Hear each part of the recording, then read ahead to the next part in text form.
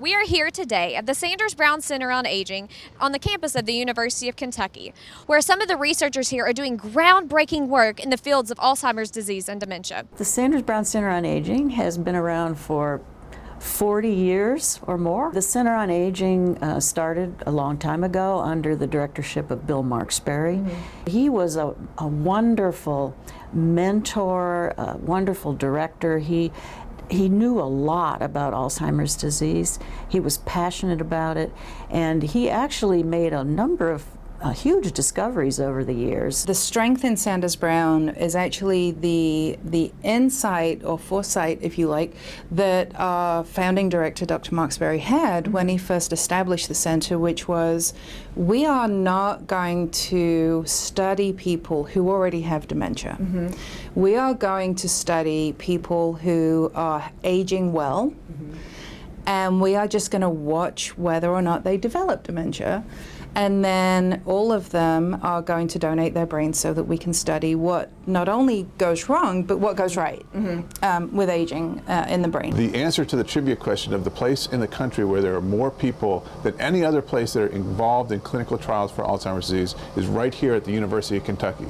This is the #1 place in the country for that, bar none. People are really confused about that, thinking that we only want people with Alzheimer's disease in the later stages who already have lost so much of their lives. And yes, we want those folks. We want to help those folks, and we want them to help us move closer to cures, but also people in the community, people with mild memory problems, people with no memory problems whatsoever are the target of many of our different studies that are seeking to try to prevent Alzheimer's disease. The strength of what we do is based upon these research volunteers. They come in every year for a very thorough testing. Every year I go in for testing, and they have these tests that are testy. They're basic things, but it is finding out in my brain where I'm at in life and how I've advanced year by year by year,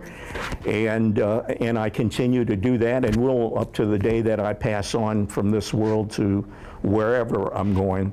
Dementia is a clinical syndrome. It means basically that your memory is shot and you can't do things that you normally can do, like bathe yourself and take your groceries and calculate your taxes.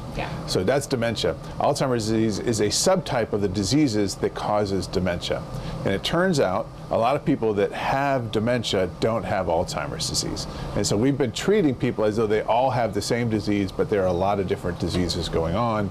And the University of Kentucky has been really at the forefront of figuring that out. It sort of gets a stereotype of that it's a memory disease, but it actually affects a lot more than that in terms of your behavior and your ability to interact with people. We do a lot of things out in the community, both for caregivers as well as for people with dementia. If they have questions about how to deal with dementia, what does a family do when they're learning to live with dementia? For us to be educated to learn that role as a caregiver, to accept what's there and then get on with it, and then help the others understand that that's not really mom as we knew her, but it's mom as she is today, to accept it.